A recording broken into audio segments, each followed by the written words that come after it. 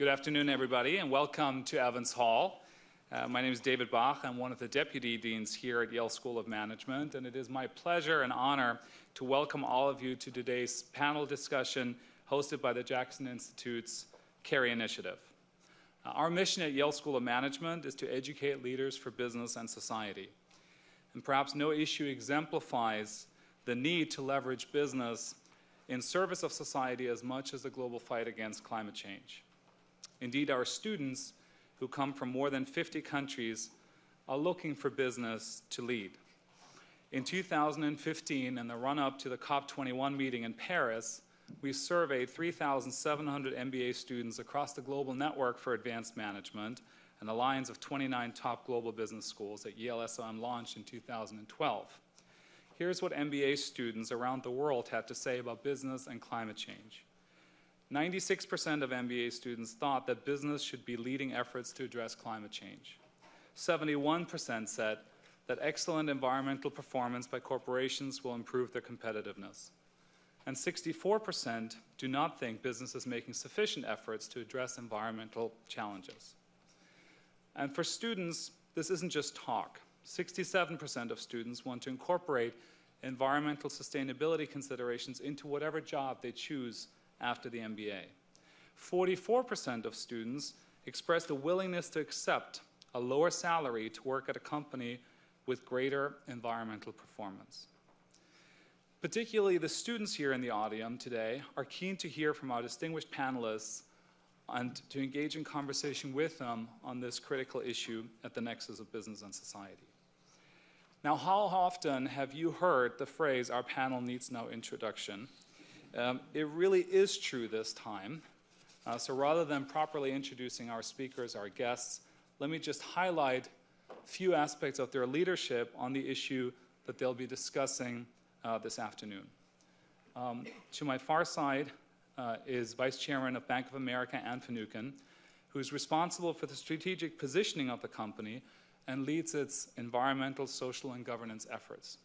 She has called combating climate change a business imperative, and her responsibilities include driving innovation in how the bank deploys capital to address society's biggest issues, which of course includes efforts to make business more sustainable. And the company has committed an extraordinary amount of capital to that end. Next to her is Jeff Immelt, until recently CEO of GE, now the chairman of GE, who during his 16 years in the CEO job transformed GE into a simpler, stronger, and more focused digital industrial company. One of his signature initiatives was to reorient the company around ambitious sustainability goals, an initiative that all of our students know because eco-imagination is the subject of a Yale SOM case study. Next to him is Secretary Henry Paulson, who served as the 74th Secretary of the Treasury of the United States in the George W. Bush administration. Prior to his government service, Secretary Paulson was the chairman and CEO of Goldman Sachs. He now directs the Paulson Institute at the University of Chicago, which he founded in 2011 to promote sustainable economic growth and a cleaner environment around the world. For decades, he has been active in the Nature Conservancy, and he's co-founder, along with Michael Bloomberg and Tom Steyer, of the Risky Business Project, which examines the economic risks presented by climate change and the opportunities to reduce those risks. The panel, of course, will be moderated by Secretary John Kerry, who served as the nation's 68th Secretary of State. Secretary Kerry has been a global leader for greater environmental sustainability for decades. In 1992, Secretary Kerry attended the UN's Rio Earth Summit, which started the process that eventually led to the Kyoto Protocol and, of course, the Paris Agreement. He was an environmental leader in the Senate, was named Environmental Hero by the League of Conservation Voters, and made greater environmental sustainability a key pillar of his 2004 presidential campaign. Last year, he became the first U.S. Secretary of State to visit Antarctica, to connect with scientists studying the climate and see firsthand the damage that climate change is already doing.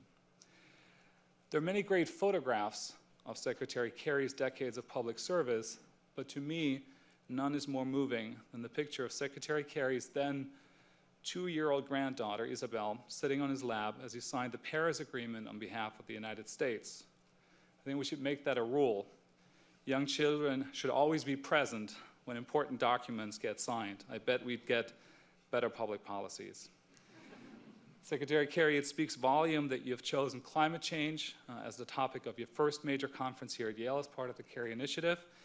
I want to thank you for bringing all of us together today on this important issue, and I'll turn it over to you. David, thank you very, very much. Thank you.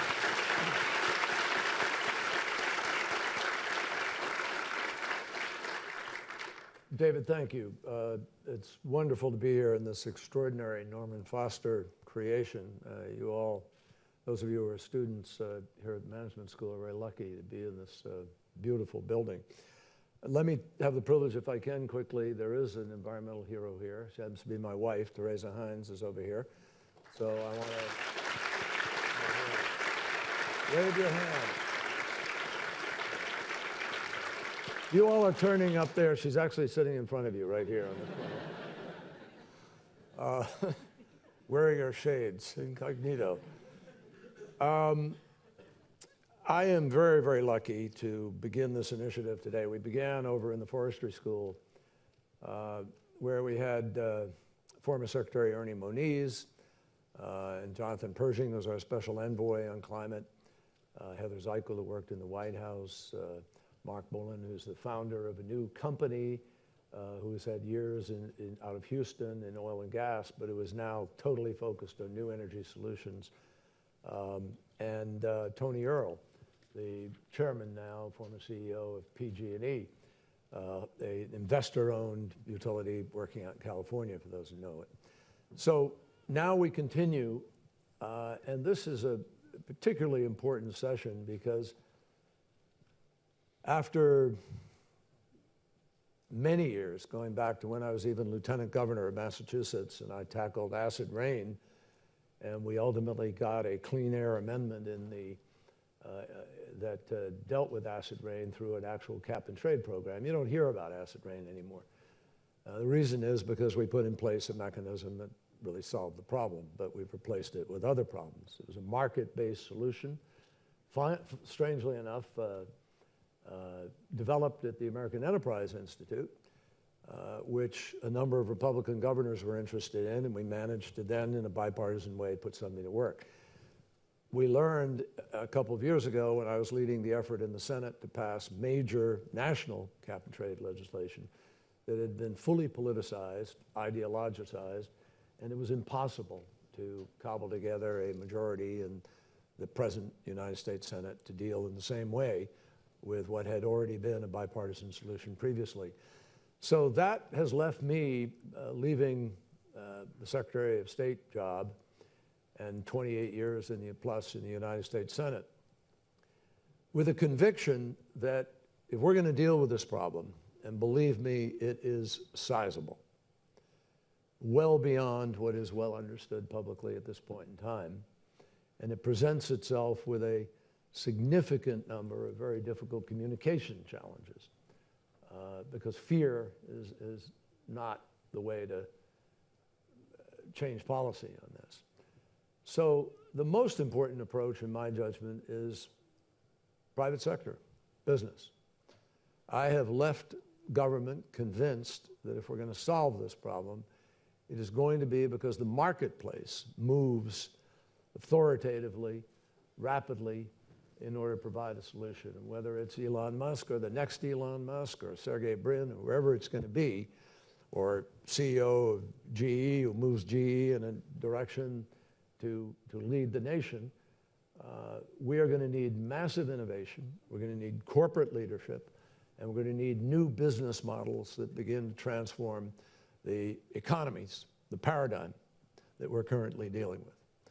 Now, one of the things that leapt out at us in this morning's session was the belief by everybody on the panel that the private sector does have the ability to move this and that the marketplace has already gotten signals. That was what we set out to do in Paris.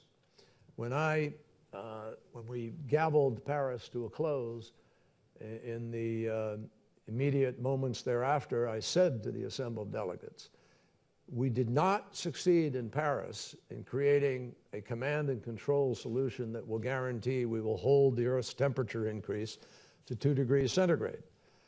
What we did was send a message to the marketplace that 196 nations were all simultaneously going to commit to move in a certain direction.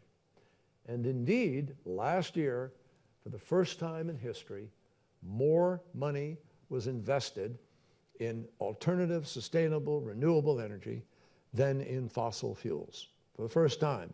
And I might add, not by a slight figure, by twofold, twice as much money in the alternative. So here you have 3 practitioners, Hank Paulson, who, as in his introduction, he spent a large part of his career in the private sector, financing various initiatives and entities at Goldman Sachs, and then has served as the Secretary of Treasury, and is now heading up the Paulson Institute. He's an ardent conservationist, deeply committed to the environment and to dealing with climate change. Jeff Immelt, same thing. One of the largest companies in America. I think over his career, they returned something like $143 billion of dividends to their employees. He put GE on a new track. He refashioned the company in many different ways. I had the privilege of working with him when I was in the Senate and as secretary to help in Egypt and elsewhere to bring GE technology to try to deal with some of the issues we were dealing with. And he is deeply committed to this track also. And finally, Anne Finucane, who is vice chairman of the Bank of America. And it once was, actually. That's why I'm saying that. It's a piece of it. It got bought up, which you guys are all learning how to do. And, so anyway, but Bank of America has been just a terrific leader in this venue. I will, in appropriate disclosure, say that I have affiliated myself with their Global Advisory Committee because one significant reason, the commitment of $125 billion by the bank over a 10-year period to alternative renewable energy efforts, which is going to make an enormous difference to the building of the infrastructure we need. Now, I have to make apologies for Anne up front. She agreed to come only on the basis that we would liberate her at 3:30 sharp because she's got to be back in New York for another climate event that she had agreed to do previous to coming here. So I'm very appreciative for her making that effort. And I know all of you will allow her to gracefully exit at that time. So let me turn to our panel if I can. The private sector, I think in the last weeks we have broken 3 records, shattered by a series of weather events. Hurricane Harvey brought the highest record rainfall in the history of the United States. Irma has become the only Atlantic hurricane to ever have sustained 185 miles per hour over a 24-hour period. And the western U.S. has been ablaze as the 2017 season shapes up as one of the worst fire seasons in our history. You can run a long list of cause and effect. I mean, no one asserts that any one storm is attributed entirely to climate change. Nobody does that. But all scientists agree that the warming of the temperature of the water and the increased moisture is creating greater intensity in storms. And so all scientists predict there will be more storms of that kind of intensity, and it's costing us tens of billions of dollars in various countries to clean up after them, rather than do the mitigation and adaptation necessary ahead of time to try to deal with them.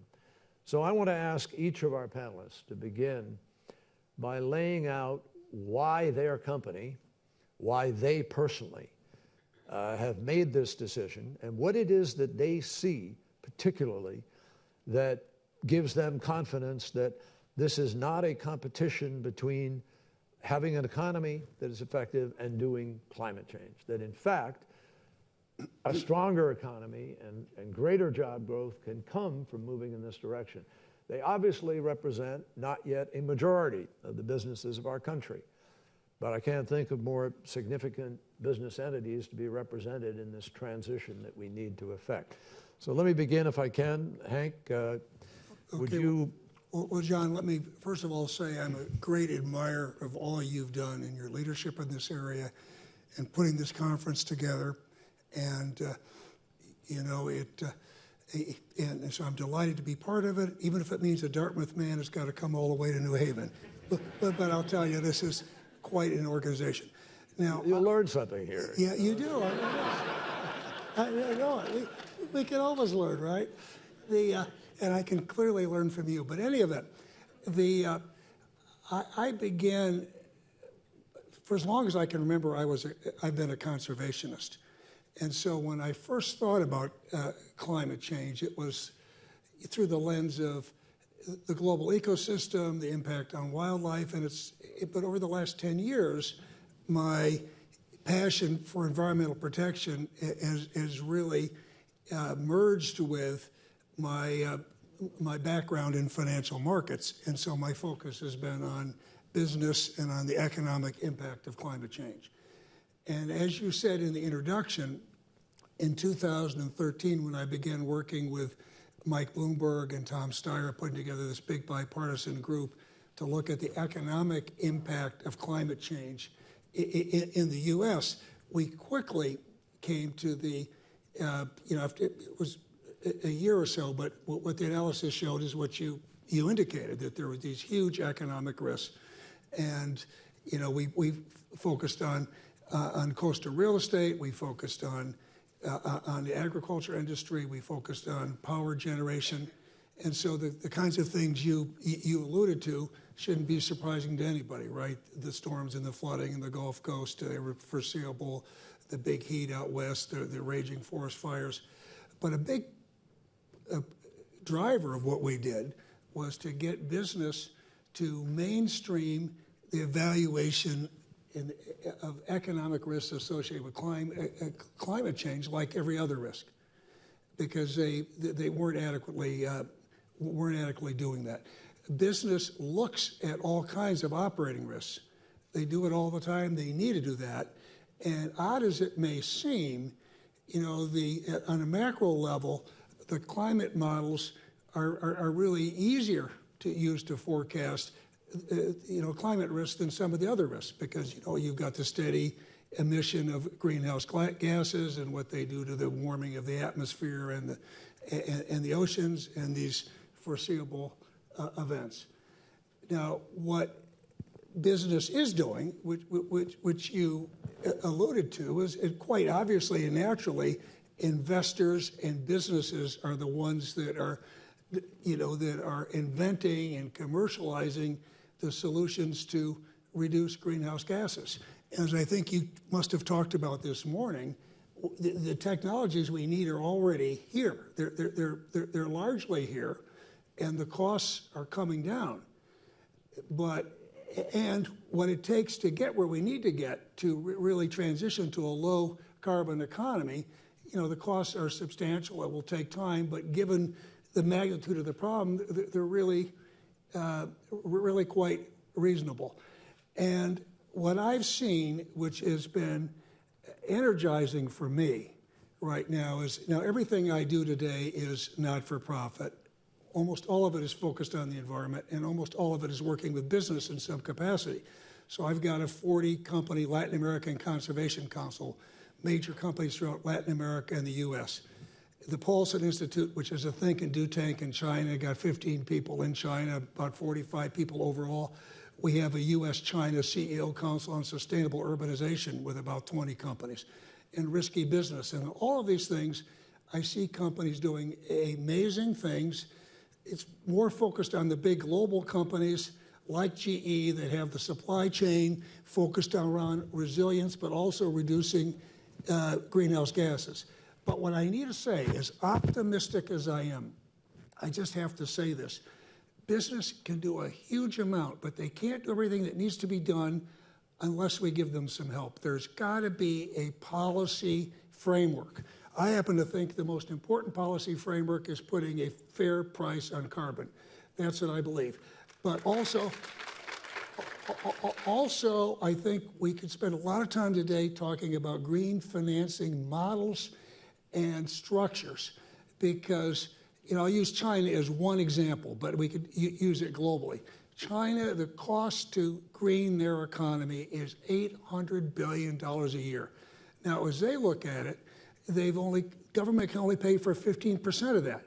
So a big part of their job is, how does government create the policies, the policy framework, the price signals, so that the private capital can do the rest? And so a lot of the work that I'm doing and the Paulson Institute is doing is working with them on, on rolling out what's going to be the biggest carbon market in the world, working with them on green finance, working with them on a variety of other things. The last thing I want to say is about competitiveness. And I think this is critically important, and it's misunderstood. It's a massive job to transition our economy to a low carbon economy. And the second phase of risky business, we looked at that. And we looked at the affordability, we looked at the different pathways to get there. So it's massive, but this enhances our competitiveness. These are industries of the future. And if we don't do it, China's already doing it, we're going to fall way behind.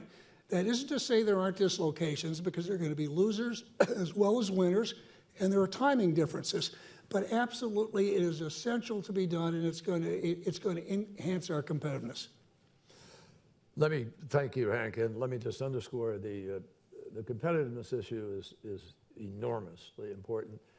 And right now, because America has stepped back on nuclear, we're ceding conceivably for the long term the capacity to have a profound impact in a lot of countries. Right now, Russia has contracts with Egypt, contracts with Saudi Arabia, contracts, I think, with Turkey for 4 and 5 and 6 nuclear plants. And we're struggling with a cost overrun on the two plants down in the south because of Toshiba Westinghouse caving. And we've lost our supply chain. So our competitiveness is just vanishing. And you can find a number of sectors where this is true in context of responding to environmental concerns. We can come back to some of those. But Anne, a lot of people would scratch their heads. The initial reaction would be, well, how do banks get into this? And I think that's one of the intriguing things about Bank of America's commitment on ESG and so forth. And I wonder if you'd explain the thinking behind the $125 billion and how Bank of America is trying to affect the overall approach to this challenge. Well, the role of banks, of course, is to create capital deployment, capital deployed into something.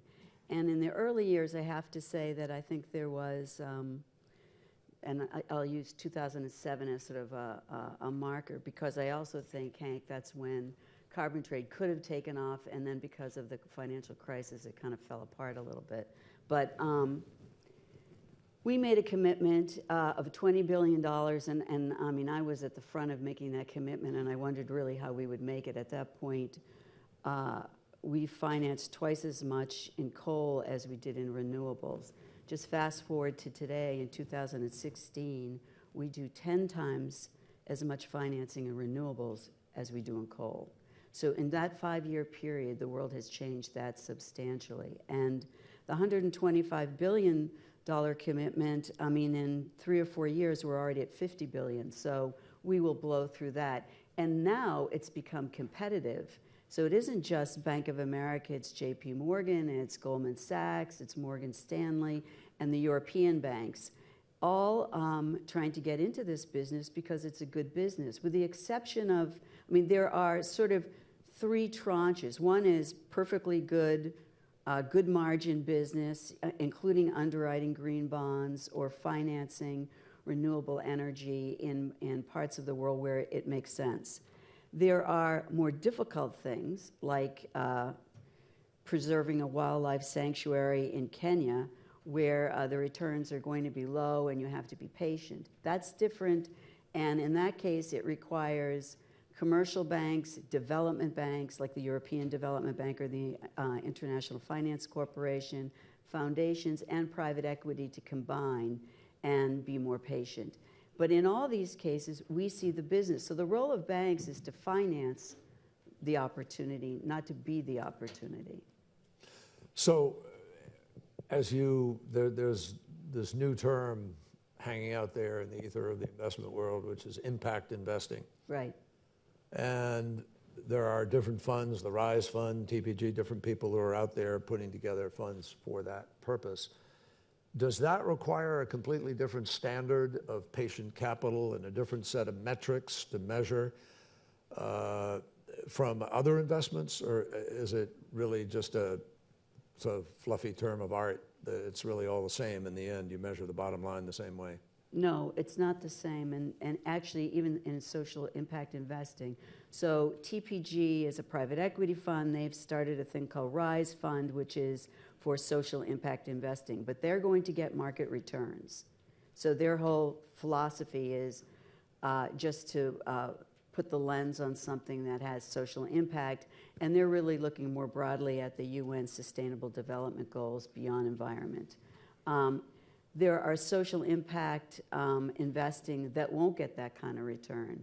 I think the most vanilla of them, but the most impactful in the financial world right now, is underwriting green bonds. That is underwriting things that companies, Apple as an example, or a Chinese electric car company, or a solar project in Spain, where you underwrite the green bond. Whoever issues the green bond is required by the investors to say what they were able to achieve. So it's got a tail to it. You have to be able to report on your results. So that's a little different.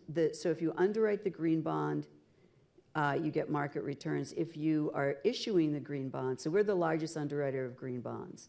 But if you issue a green bond, you probably are going to take a haircut because just the work on managing how it went and keeping track costs a little more. So it's not all the same, but it's now in the marketplace. It's competitive. We have European banks that are now trying to knock us out as the largest underwriter of green bonds. And that's when it gets great, when it's so competitive that you're becoming more provocative and you're coming up with better solutions.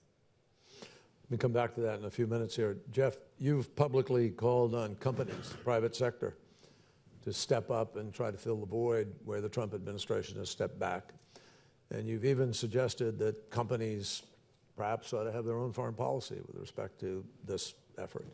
Can you shed a little light on that and talk about the GE experience and the transition you've gone through here? Yeah, so it's great to be here. Like Hank, I'm a Dartmouth guy, so it makes you a little nervous when you're here. But we're a $130 billion company, 125 years old, more than 300,000 employees. So it's hard to run a company that diverse and of that size, 185 countries. Just getting them to kind of say in 2050, 2 degrees of temperature, here's the impact it has. People, it's too abstract to manage a company in that way. So in 2005, we basically had a red team, blue team of our researchers. We basically came to the conclusion that climate change was real, was caused by man. We launched an initiative called Eco-Imagination, and the thesis of this initiative was that basically through innovation, you can drive efficiency, job creation, and eliminate global warming at the same time. That was our theory of the case, and we invested accordingly, research money, things like that. And so today, in cumulative, since in 12 years, we've generated about $275 billion of revenue. Clean tech inside the company is $25 or $30 billion a year. We've reduced our own energy efficiency by a substantial amount. And so we've kind of used the economics of, let's say, environmental investing through innovation to be the rule. That's kind of how we've driven inside our company. So our point of view is the science has decided that's how we invest, and we just, for 12 years, have run it accordingly. Now, John, to your specific question, I'm just going to riff through a couple. In 2008, I'd say 2006, 7, 8, 9, I was a part of a group called the U.S. Climate Action Partnership, which really represented oil companies, utilities, things like that, try to get cap and trade in place. And really our thrust was really around science, but also these are long-term investments. You need some kind of constancy of purpose to really make these kinds of investments, and that was the desire. We flamed out. It was, it's still today, if the choice is made, frequently this is an inaccurate choice between, let's say, jobs and the environment. Jobs are going to win all the time. The story at that time hadn't been well enough told about the job creation in the clean tech industry, but be that as it may. I personally decided at that time, look, if you're going to wait for government to do anything in this realm, you're going to get left behind. So we basically don't read the paper so much about, in other words, I cheer John on in Paris, but we don't really slow down or speed up. We just kind of keep investing through these cycles because it's just the right thing to do. It's economically sound. It's good for our customers. It's good for our employees. We just keep going. And you have to make these long-term decisions. So I would advise have advised any CEO, and part of that quote, really, John, is to say, hey, guys, look, we shouldn't care that much. We should keep going. We should keep investing. We should keep driving. We should challenge each other to get better. We should keep coming up with new solutions, and the world will come back this way at some point in time. So we have to keep going. I would say that. The second thing I'd say, John, is look, if you look at the history of clean tech investing, let's say the last 30 years in the United States, developers have taken 80% of the money out of the market. So these have been great financing markets over the past, not just in the US, but globally. These have been great financing markets. So there should be capital that goes to this market. I think Hank is the China pro, but so much is going on in China. Really, the fact that we have a good solar market development in the US is really because the Chinese have driven the cost of the panels through the floor. So really, in some ways, we catch the boomerang in terms of what's going on globally. And the last thing, I think, John, to the point you made earlier is, look, I've seen the cost per megawatt of storage go from $2,000 a megawatt to like $200 a megawatt in 5 years. So the ability to get these technologies commercialized is really incredible. So I think my story would be one of drive innovation. It allows us to solve more than one problem at the same time. You know, we have 1,200 people in Grand Forks, North Dakota that make wind turbine blades, 1,200. They're making close to $30 an hour, $30 an hour. Their parents worked in mines. They worked on farms. You know, in other words, this is generationally how this industry will take off. And the capital, I think, will be there, John, as time goes on. And China is the right partner to have if we really want to move the needle here. So, Jeff, why are other Fortune 500 company chieftains more reluctant than you, or even on the other side of the fence, not banging down the door of Congress and the White House because of the competitiveness issue here? We have a globalized world, pretty easy to read where the tea leaves are going in terms of competition, but they hang back. What is it? You know, I think to a certain extent, John, it never hits in most companies the number 1, 2, or 3 thing that's on the top of their mind versus trade or tax reform or banking regulations or things like that. And so in a moment in time, and I don't have to explain this to you, at a moment in time when it's so hard to get anything through, it's hard to get enough momentum. My experience with a lot of CEOs who would come into my office over 28 years was how completely, present company excluded, but how completely out of touch they were with the world and where things were moving. I couldn't believe it because they were so focused narrowly on a regulatory scheme or a tax issue rather than looking at the marketplace. I mean, this is the mother of all markets. This is going to be the biggest market the world has ever seen. I think, though, John, I think a lot of businesses $27 trillion spent. Moving in this way, I really do. Yeah, I would make this comment.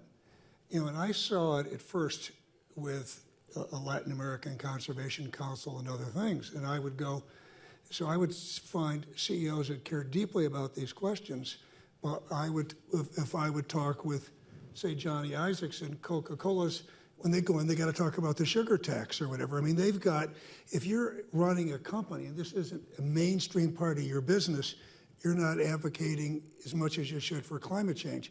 What I believe, and it's a little bit controversial to say it, but I actually think that the things that need to be done to make this mainstream for business, I'm a big believer in mandatory disclosure. You know, we had 3 Treasury secretaries. I joined with George Shultz and Bob Rubin to write a letter to the SEC. We went in to see Mary Jo White. It's a material risk, and disclosing that, I then think, makes companies, disclosing the risk, the physical assets, the transition risk, and what you're doing to manage it would have them focus on it, number one. Number two, I actually think in many companies and with investors, the second thing is that investors aren't calling for it. A good example, Bob Rubin and I spent time talking with investors. So he told me that yesterday he went to speak to a group of endowment funds and pensions in Washington. Now, these are the longest term investors, so they should be the one that cared. And a show of hands, 60% said they weren't even focused on it. Now, many of them don't have the capabilities, they don't have the models, and many companies, these 2 companies excluded, the sustainability officer is more about PR and branding in terms of having the capability there. So I do think business is leading the way, and the most sophisticated companies, the global companies, they may not all be like GE, but the global companies that I've worked with are focused big time on the risks. The last thing I would say is there's 2 risks, and this is oversimplifying. But when we looked at risky business, first of all, no matter what any of us do, the world is going to change. And so there's going to be all kinds of economic risks out there and so resilience, okay, every company to protect itself when they make 20, 30, 40-year investments. It shouldn't be rebuilding New Orleans the way it's built, right? How you harden your infrastructure. The second, which is much more difficult, is taking a long-term view toward reducing the impact, mitigation, and reducing carbon emissions. That's global. And again, I think to get business to really do that, it's going to take, if they're going to be I think GE's different because GE, these are your core businesses, okay? But I think for most businesses, if they want to stay competitive, it's going to take a greater price signal. That's just. Well, there's no question that, everywhere I've gone in the last years, and even in this morning's sessions, there is unanimity among thinking people about the virtue of pricing carbon. Yeah. Price carbon, you will have the most significant change of direction in business model. Isn't that correct? Yeah, look, I think pricing carbon is got fairly universal support. It is the best thing you can do is not pick winners or losers, but to try to create markets around these activities. Mm-hmm. So I would say, John, this has been one, if not the answer, primarily the answer for a long time. But again, you have to then turn your hat around and say, I would say 99% I'm with you, and I would be vocally with you. The odds of it actually happening anytime in the near future are close to 0. So again, put yourself back in my shoes. The near future you consider between now and 2020. But again, put yourself, I've got 300,000 people that come to work every day, and they need to know what to do. What do we work on? What do we believe in? What do we work on? And if their livelihoods depend on a price for carbon in the U.S., you're leading them down a bad path. Sure. No, I Versus saying, look, let's get the cost of wind down to 3 cents a kilowatt hour. Let's get the solar cost down. Let's get the storage cost down. Let's commercialize these technologies. That way, we can survive no matter who's president, no matter what changes take place. And that's where we've spent a lot of our effort, is to say, let's make these technologies as efficient as they can. So let me try. I want to get Ann in on this because she's going to have to leave soon, and I want to make sure we. By the way, I want to get you all involved a little bit in this discussion. So we'll ask for some questions at some point here. But Ann, does the bank, have you developed a model, so to speak, or a protocol by which you are now judging the entities that you decide to finance or the people that you engage with, whether or not they have a plan or what their long-term outlook is in terms of their carbon footprint, et cetera? Well, we have a risk framework for which we look at every company. I mean, risk management is what financial services is about, really. And but now we do include an element of the environment for the reasons that Hank and Jeff have laid out, which is, as a practical issue, if you're not thinking about the future, then, I mean, it calls into question many other things about a company. I wouldn't say it's the primary thing, but it's a piece of it. I will say on the reverse of that, I, wearing another hat, do our shareholder meetings. And in the last year, I've done 50 shareholder meetings. And while that may be true that the pension funds didn't raise their hand, they do ask in private a lot about ESG. And I mean, the trouble, unfortunately, with the E, the S, and the G is they're all quite different. So if you're, and it bothers me a little bit that they're together because it makes the environmental seem like it's a social program, which it isn't. Everybody here knows ESG? So environmental, social, and governance. So the environmental is intended, I think, in most companies to be business. And it can devolve, however, into what is your own carbon footprint, which is a good thing to be able to report and to make a commitment to be carbon neutral. But in our case, it has to go well beyond that because we're looking to finance companies. Social is what's the compact that you have with both your employees, what are your benefits, how do you treat your employees, and your clients and the customers. They have to be defined, maternity, paternity, LGBTQ, what are you doing for all of your people? And then G is the governance of the company. Well, those are quite different.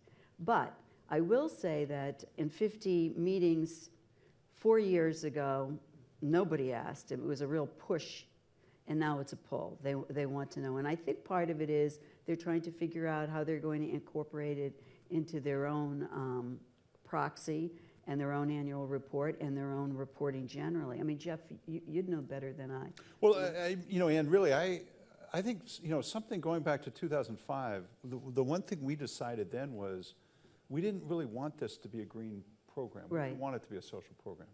We wanted this to be a hard-hitting business, innovation, economic job creation program. Right. And I think the people that did that, we studied at that time, I think we studied BP and Ford and people that had big green initiatives, and we just didn't think that fit what we wanted to do. Now, the other thing I'd say, guys, and I don't mean this to be controversial, but for a lot of people, they think driving a cleaner economy means going from coal to natural gas, not going from coal to wind. So I think the extent to which we make this, whatever we call it, about addition and not subtraction, right?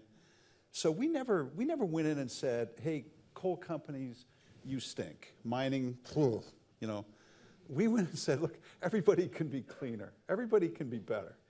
If everybody's 5% more efficient, if you took the entire installed base of coal-fired power plants in China and made them all 5 points more efficient, it's amazing what that does. And so we always took that as that approach. I'm sorry, Ann. And if you're a financial institution and you ask them what's your sequestration policy, and if they hesitate, there's a problem. So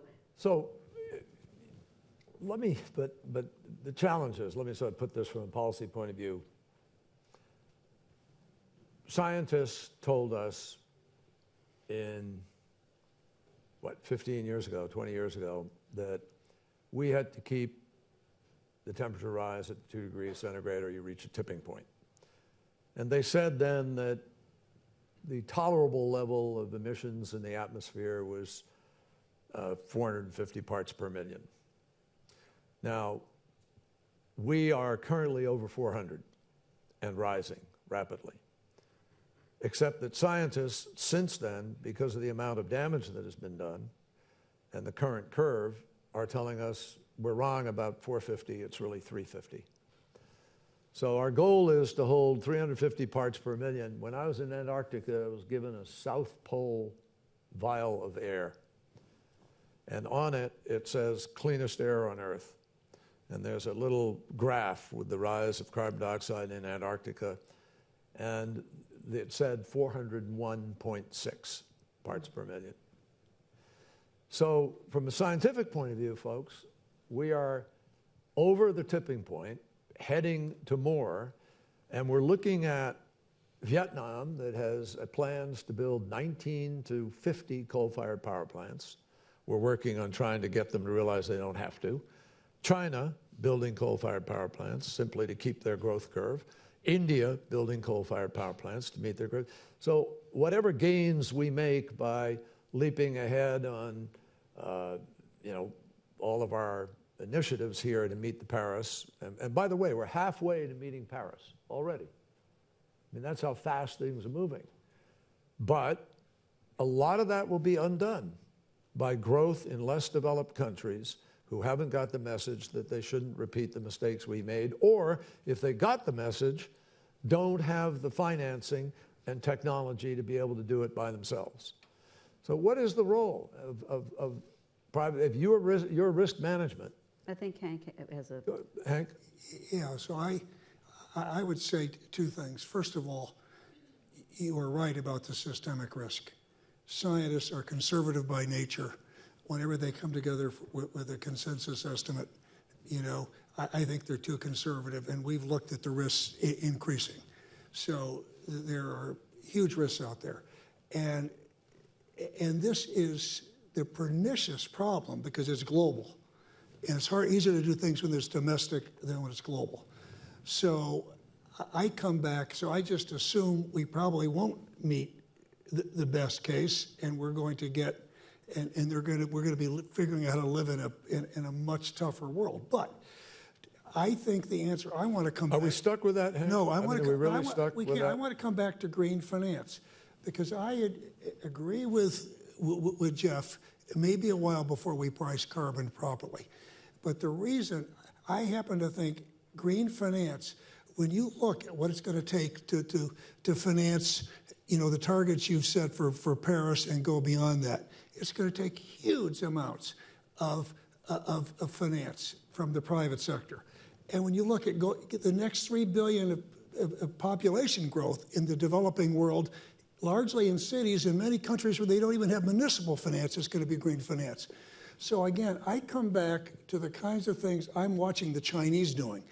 And the Paulson Institute, we started working with them when they were president of the G20 in 2015 with this green finance study group.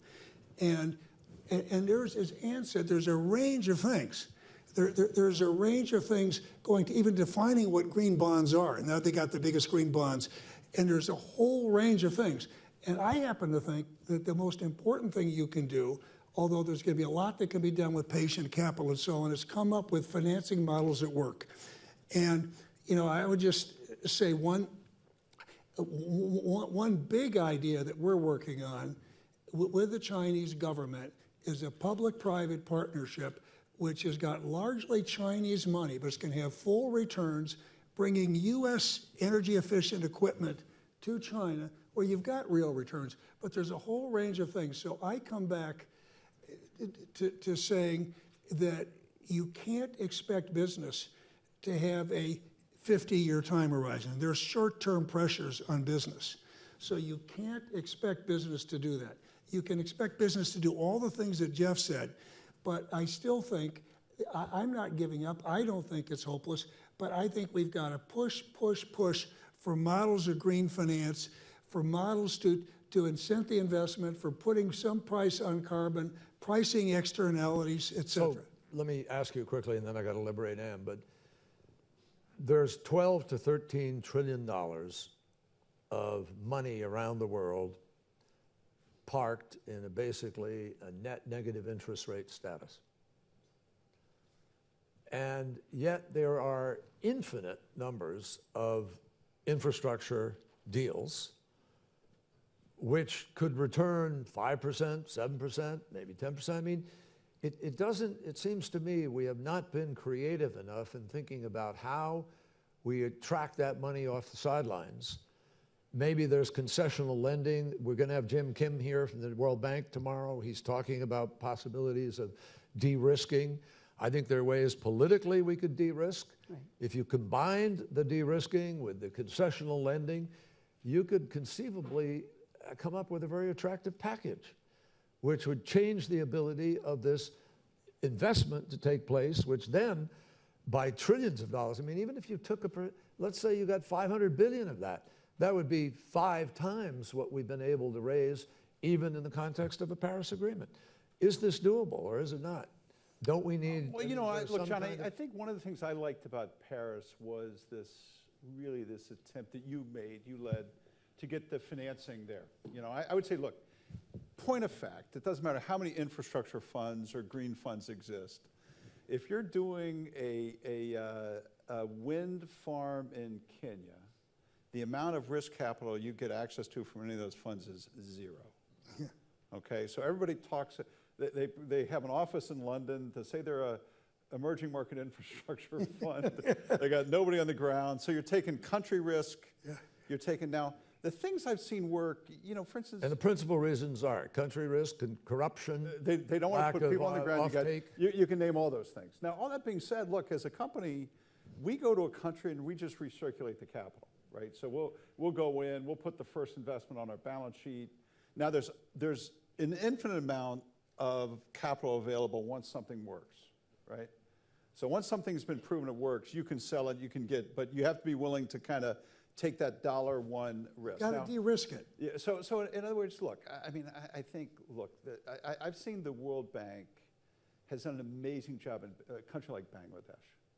They got it at the right time. Now, again, this is a combination of solar and gas, but they've gotten rid of diesel, they've gotten rid of coal, but they've done it because they've done credit enhancement, they've done the things they can do. Now, I think we just, John, really, you got to get rid of some of the bureaucracy, and you got to create maybe 5 financing models that work, and then you can move the needle. Outside the US, it's possible. Last comment, then we've got to let you go. Why don't you just weigh in and... So I agree with what's being said. I mean, for the most part, you're applying the same thinking to the environment. We do have a thing called the Catalytic Finance Initiative that we announced at the UN a few years ago.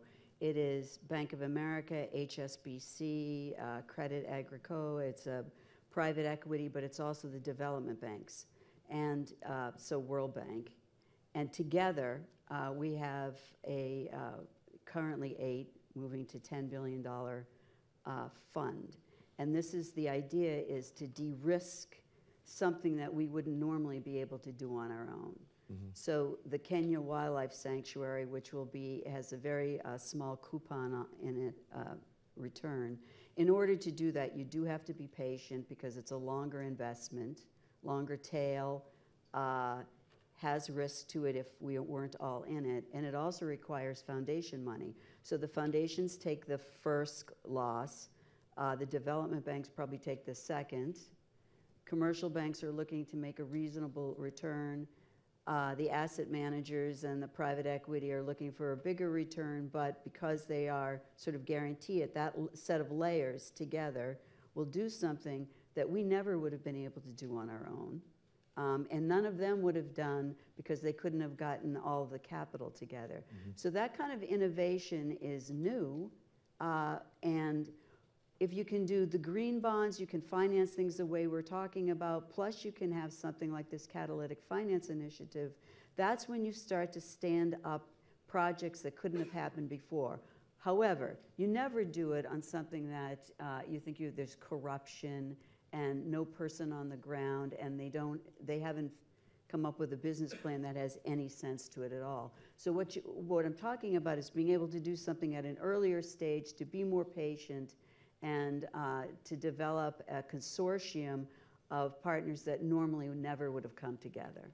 I think though, John, the fact, I Jeff, mean, I think those things. let me just let, I got, Yeah, go ahead. Yeah. I've kept her over and I don't want to be responsible for that. Thank you very much. Thanks. Good to see you.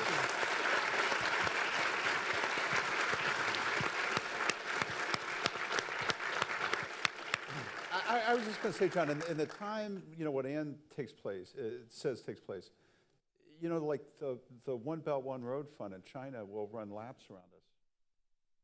In other words, there's just so much, it's just so much more capacity, capability, the ability to take what's not trivial, particularly, because I know the big power projects better than others, to bring a Chinese EPC into one of these countries, that's what they do. There's no, if you go to the emerging markets now, there's really no American EPCs, engineering construction companies that still go to those places, other than maybe LNG or something like that, right? Bechtel, no? Not in the really, the places that are sportiest, right? That really, and so, frequently we'll go there and we'll work with a Chinese engineering company, and we'll get access to One Belt, One Road funds or some of the Chinese funds. And that's the way the world works now. And I would just add to this that the battle, the reason I spend as much time in China as I do is not because I love everything about the country. I just take a look at the size of the economy. They're the biggest emitter of carbon. They have the biggest impact on the global ecosystem. So the battles, a lot of the things they're doing in China today are a lot better than what they're doing out of China. While they're closing down dirty power plants in China, they're building them at rapid speed in other places in the developing world. And I do think so, fighting that battle there. And I would say the other thing, we are the global leader in clean technologies. We're the global leader in so many things. But if we're going to develop models of green finance that are going to work in the developing world, much of the developing world is going to look to what China is doing in terms of as they develop and as they urbanize. And so, and they've come a long way. I remember 3 or 4 years ago going to a huge organization in China, one of the biggest development banks in the world, and their CEO was bragging to me about all the green lending they're doing, green bonds. And I said, how do you define green lending?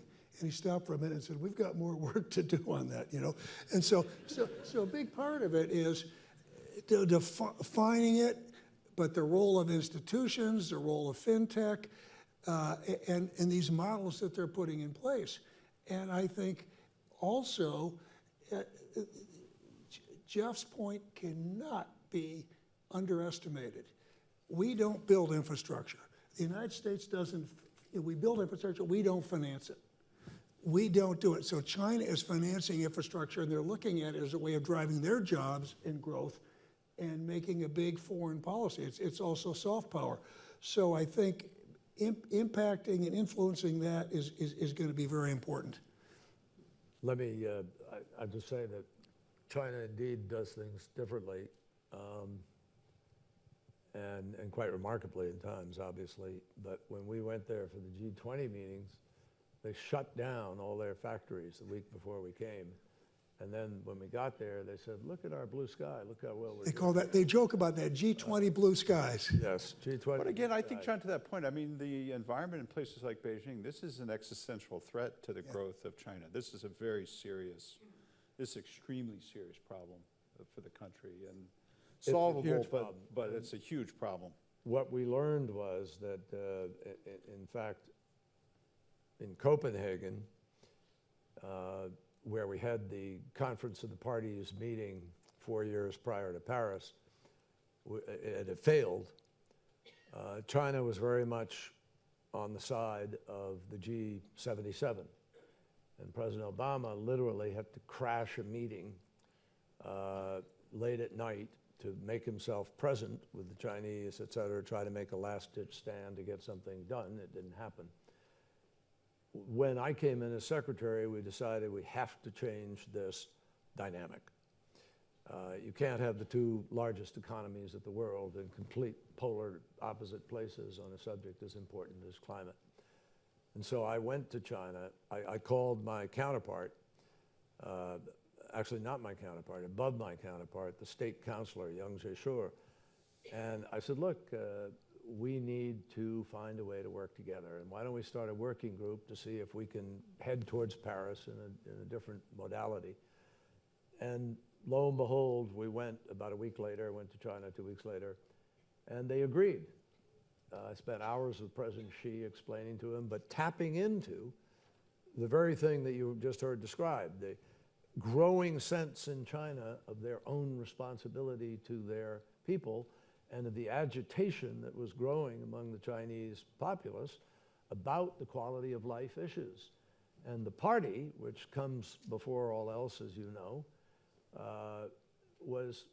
is always worried about stability, always worried about governance, and therefore began to respond. So timing was good. There was a ripeness to this.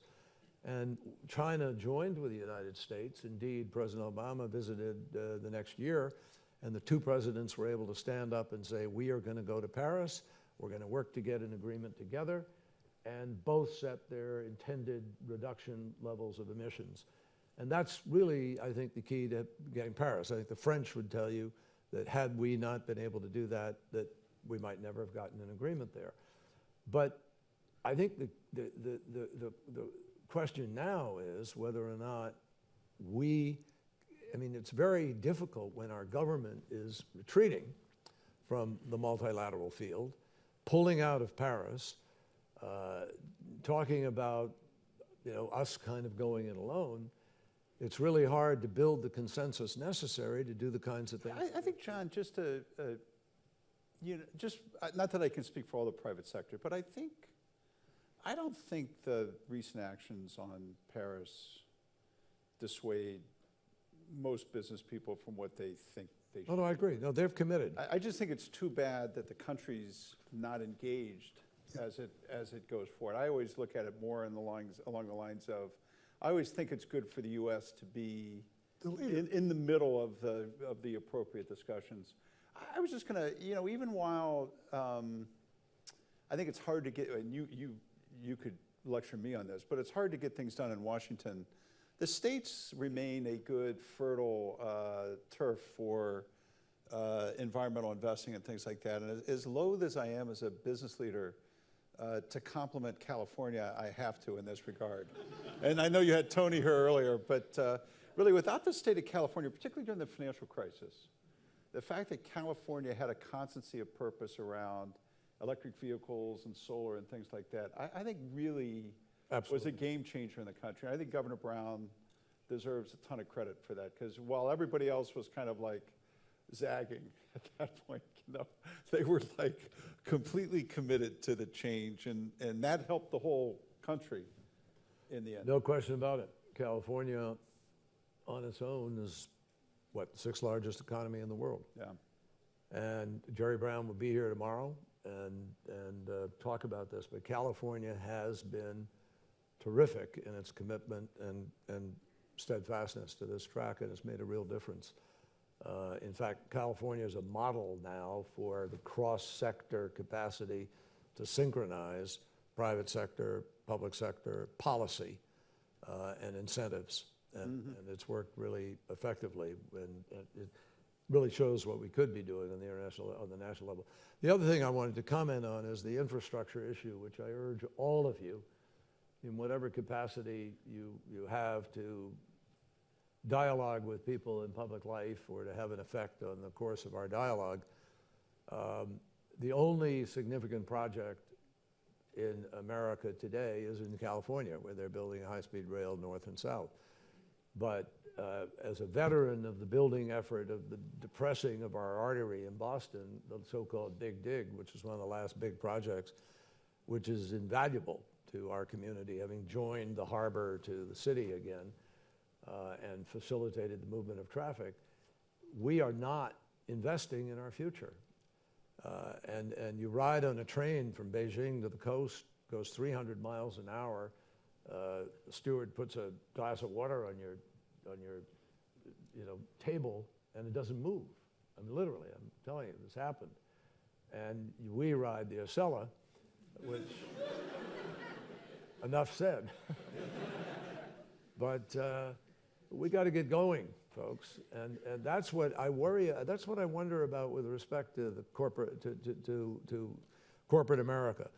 Why it is not screaming more about this? Because the movement of goods to marketplace, the ability of people to move, the capacity for tourism, which is one of the most significant markets in the world, an increasing middle class in India, increasing middle class in China, people traveling all over. Look, I think infrastructure is one of the easiest, should be one of the easiest things to, the whole election, or primarily the election in 2016 was really about how do you create high-value manufacturing jobs. That really was, whether you're Secretary Clinton or President Trump, that's really what the debate was about. And you either have to create exports or you have to do infrastructure. It's a relatively short list of things that are actually going to create those jobs. And to me, infrastructure not only creates jobs, but also creates competitiveness, which makes the country more competitive on a global stage. To me, that's kind of the consummate no-brainer, John. So I think those are, I completely agree. But you've got to ask yourself why, as John says, with these trillions of dollars sitting there. And you can't, as Jeff knows, you can't just talk about infrastructure. You can talk about a grid. You can talk about, the air traffic control. You can talk about roads, and whatever it is. We make life difficult for private capital to come in. There's plenty of risk. When you look at the delays, and I consider myself an environmentalist, but when you look at the environmental delays, you look at the right-of-way, when you look at the unionized labor, when you look at all the political risk, we make it what it takes to put up a building or build something in China, although it's not built nearly as well. There's some disadvantages, huge disadvantages to their system of government, but our system of government makes it very, very difficult. And so we need to solve this. And I personally think we're going to have a great deal of difficulty solving it until we solve the problem of Citizens United and money in American politics and the problem of the gerrymandering of the United States Congress. Agreed. So those are two major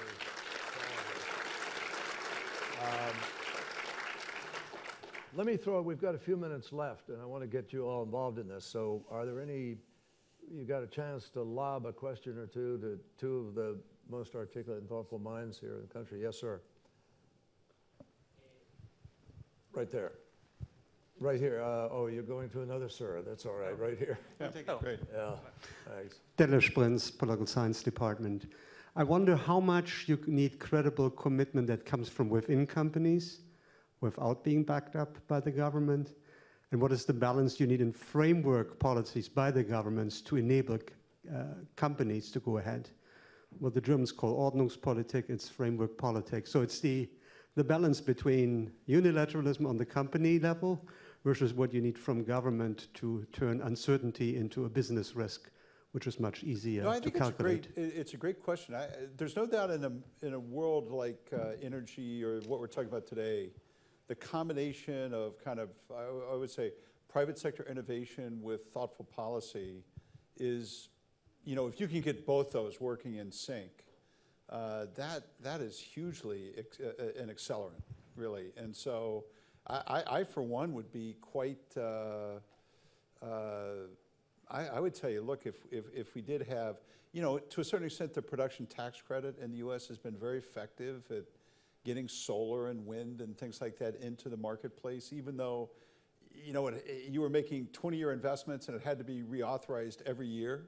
It was a little odd, but it was still the right thing to do. So I for one, would be cheering on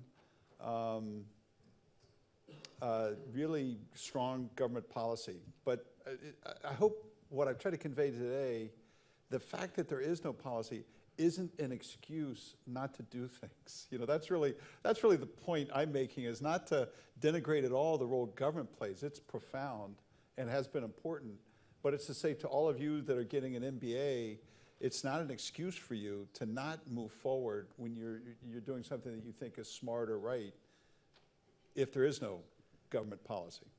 And I agree with what Jeff said, but I want to impart to all of you, it's not an excuse to not lean on your government. It really isn't, because business can and will do a lot.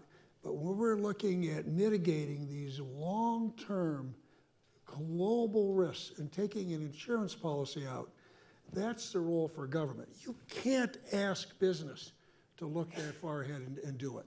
And I do believe, I want to just pick up on one point Jeff said, because when you look at what's been done with some of these new energy technologies, tax credits have been huge. But 2 or 3 year tax credits, I think, are helpful, but we need long-term. You know, investments are made in the long term. The other thing I got to say is, how ridiculous is it?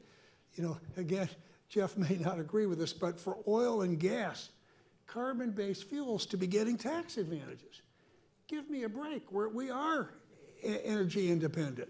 These are not new technologies. There's plenty of carbon-based fuels, and I'm one that believes we're going to have them for a reasonable period of time. But why we are incentivizing companies to produce sources of energy that pollute, as opposed to if we just did away with that, that would make a big difference. So again, government's got a role. But I think it's one of the reasons why, Hank, something like a carbon price, because in other words, if you can just get away from picking winners and losers, really, it's not that one's right or wrong. It just, Here's the problem. driving change is about collecting friends, not enemies. You know, in other words, you know, John, I just think business, we're not perfect, in case you haven't noticed, okay? But NGOs make mistakes as well. And NGOs make mistakes because they collect more enemies than friends. You're right. Sometimes. And I think part of the engagement we had when we did Eco-Imagination is we brought a lot of NGOs inside the house. And I think there's things we both can learn from one another. You're right. I probably shouldn't have said that, because there's no sense in making.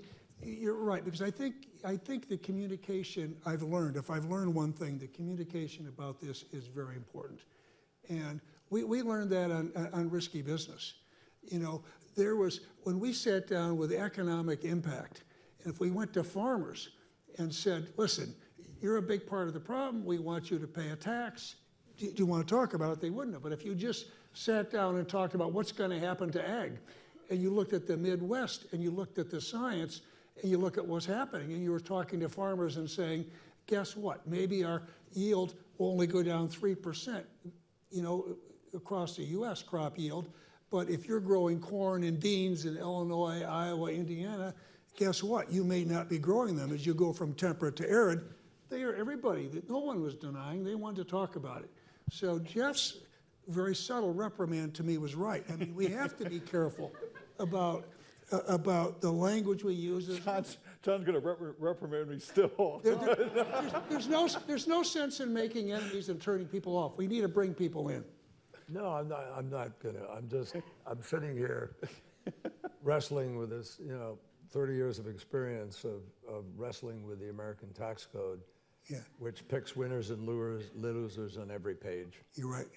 It sure does. And we have a literally, disgusting loss of credibility and faith by most of the American people who don't have their individual pages. And so that needs to change. And it profoundly distorts the economy, too. You know this. Oh, look, I mean, I think it's one of the, my German friend, are you from Germany? Look, I mean, I think the subsidies in Germany did a lot of good things in Germany, but also created lots of difficult huge problems, right? So it's anytime you go into an economy, and believe me, the place that's got the most perversion around energy policy is China, bar none. Yeah. In other words, this is not a local thing. The only point I make, John, all over the world. Tomorrow, people are going to wake up around the world. 60% of the power generated now is from coal. And one of the things you got to do, because you can't replace all that right away, is you got to take these plants, the average coal plant's 35% efficient, 35%.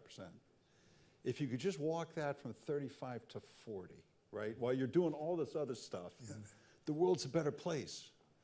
So for all you young folks in here, you got to go into the gnarly stuff.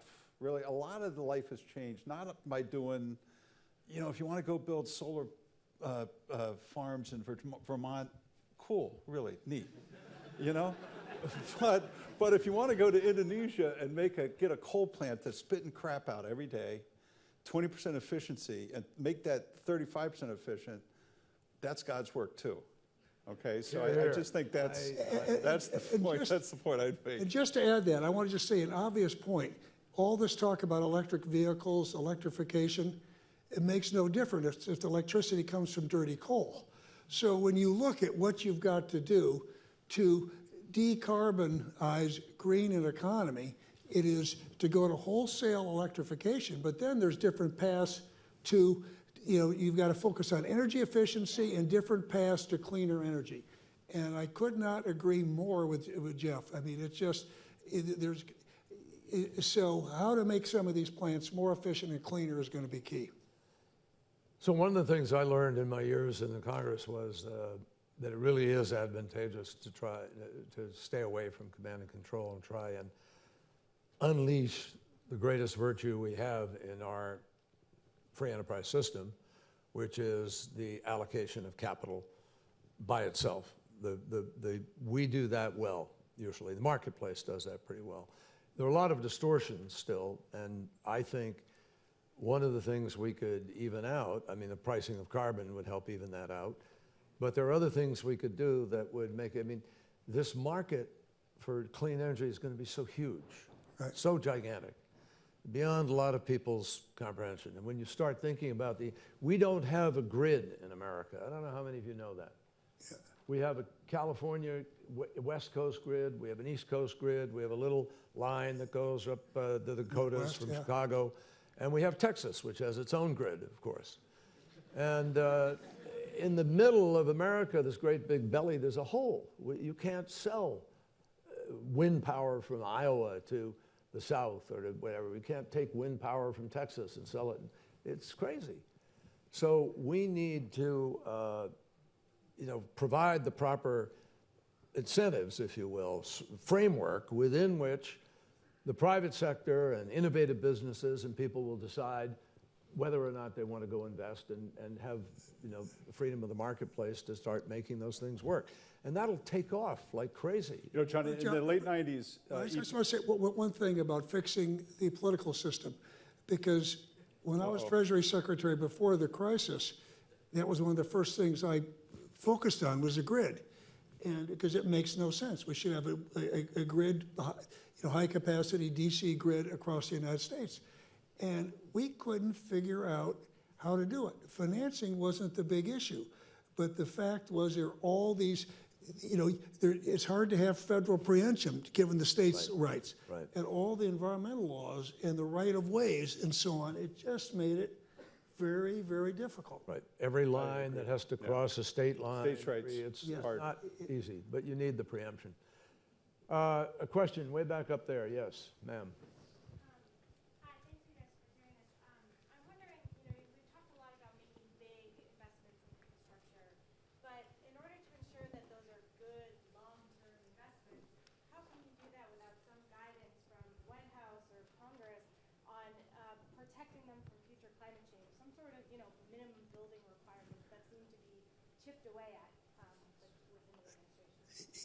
I feel that is very much required, and one of the things that the risky business study we did showed was a huge risk to infrastructure, the physical risk coming from climate.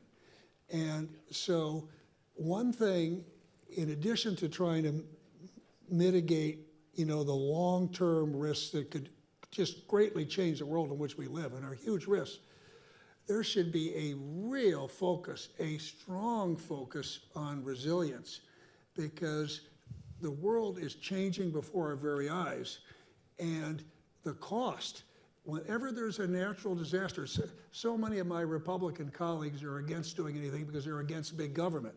Well, what do you think happens when we don't deal with this? And every time there is an impact, you know, in a climate event, whether it's a superstorm or a hurricane or fire or drought or whatever, the government comes in and we all pay, and it's going to blow a big hole in our budget. And so we need standards. We need, business not only needs to do this, but government needs to do this in terms of, I mean, how dumb is it to rebuild New Orleans just where it is? And people talking about flood insurance, you know, it just is crazy for people in the Midwest to be paying for flood insurance for people to rebuild real estate right on the coast. So there's a lot that needs to be done. And I got to tell you, this is going to, I'm talking about economic security, and companies are making long-term investments. If Tyson's is building in Arkansas, a facility to incubate chickens, they better build it to withstand 10 degrees more heat or something. If you look at so these are important decisions and make a big difference. So I know all of you have places to go, people to see, things to do, and maybe even another class. So we need to respect the time frame a little bit. I'm going to allow one last question since we began a little bit late. One last question, and then if both of our guests want to make a 1-minute summary or something, we obviously welcome that. Is there any other question? Yes, sir. Up there with the blue T-shirt that ironically says Yale. Yeah, pardon me if I'm being abrupt, but withdrawing from the Paris Agreement, has it changed the world order, the sustainable hegemony of the US in world order? I mean, like, what I'm trying to say, like the forecast of the new world order, what will it be in the long term after withdrawing from the Paris Agreement? This sounds like no. Well, I don't think. So maybe, John, I'll throw it to you because you're more natural, but maybe it would be unnatural coming from me. I would say climate deals or trade deals, let's say, the government shouldn't do for GE. You know, we're a 100-year-old company. We've had the advantage of trade deals and things like that in the past. We've been able to really grow our company, and we've had an advantage of this great government and relationships around the world. Agreements like Paris are good for the government, the country itself. Trade deals like TPP, we shouldn't do those for GE. We should do those because it's good when the US is engaged, when our country is there on the leading edge of thought and things like that. So that's the context which I would give you, is that we're going to keep investing in clean tech anyhow, but I always think it's a good thing when guys like John or Hank really are at the table and debating these challenging issues with other leaders from around the world. We have 4% of the world's population, okay? And it's important to our country and to the world that we continue to lead. I just can't say that enough, and lead in all sorts of areas, because the world is changing, whether it's cyber, whether it's space exploration, whether it's we're focusing on climate here. There's all sorts of areas, and we need new governance mechanisms, and the United States needs to have an important seat at the table. And when we don't lead, there's a big vacuum. People are talking about China leading. China can work to achieve their targets, but they don't know how to lead, okay, the world. And this is, right now, there's a bit of a vacuum here. So this is to me, very, very important stuff. So let me perhaps tackle it slightly, just say that we have lived with the so-called world order since World War II. And it has, above all, had a set of standards about rule of law, international law, respect for sovereignty, borders, and so on. A narrative has been worked at hard by countries that have been jealous or out of joint by virtue of the predominance of American leadership in that world order over 70 plus years. And that narrative I saw it as secretary, worked at very hard by President Putin, President Xi and others, mostly by President Putin, but President Xi on occasion, attacking the sort of West, the Western order and the Western structure and the values and so forth. And you see it playing out in Europe, you see it playing out in Ukraine, you see it playing out in various countries in various ways.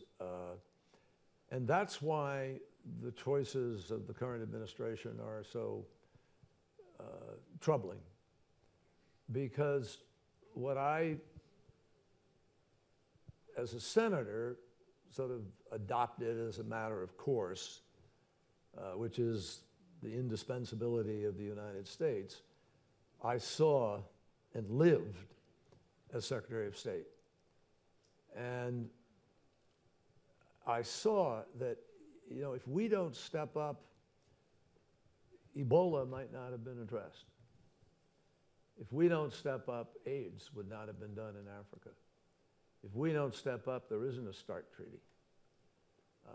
And I can run through a vast list, whether it's the stability of the South China Sea, or the sanctions against Russia, which we led in order to preserve Kiev and prevent an invasion of the entire Ukraine, the Paris Agreement, the leadership with respect to China.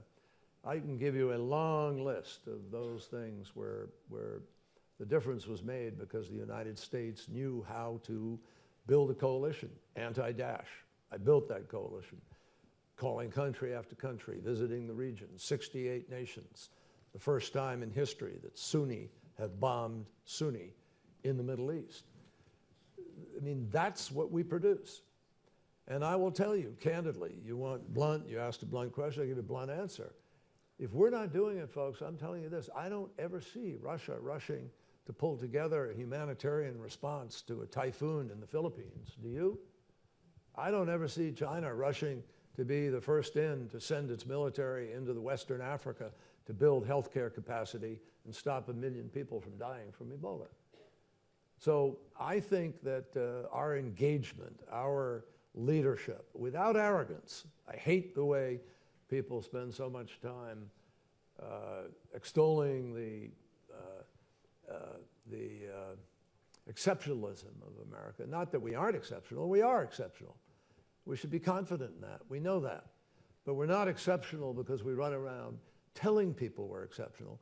We are exceptional because we have a history of quietly doing exceptional things. And that's what we need to do. So I worry very much about this retreat because it unleashes forces in very troubled parts of the world that need the guidance of that world order, that need to have a sense of direction. And I think it's, you know, now, I think it's strong enough and embedded enough in people and institutionalized enough through the UN and through OECD and through NATO and through other things that between now and 2020, or potentially less, is not going to lose us that leadership. That's my take on it. So let me profoundly thank these two leaders, and Anne in absentia. Jeff's career is well known to all of you, and Hank Paulson, I will never forget him coming up and talking to us in the Senate on an afternoon in, I guess it was September, when the financial crisis was falling around everybody, and there were some very big decisions that had to be made. And in fact, over the course of the next year, together with the last days of the Bush administration, the first days of the Obama administration, we averted a massive financial meltdown. So I thank both of them for their leadership, I thank them for their careers, and I thank them particularly for coming to share some of that experience with all of us here at Yale today. Thank you very, very much. Great. Thank you. Thank you. you.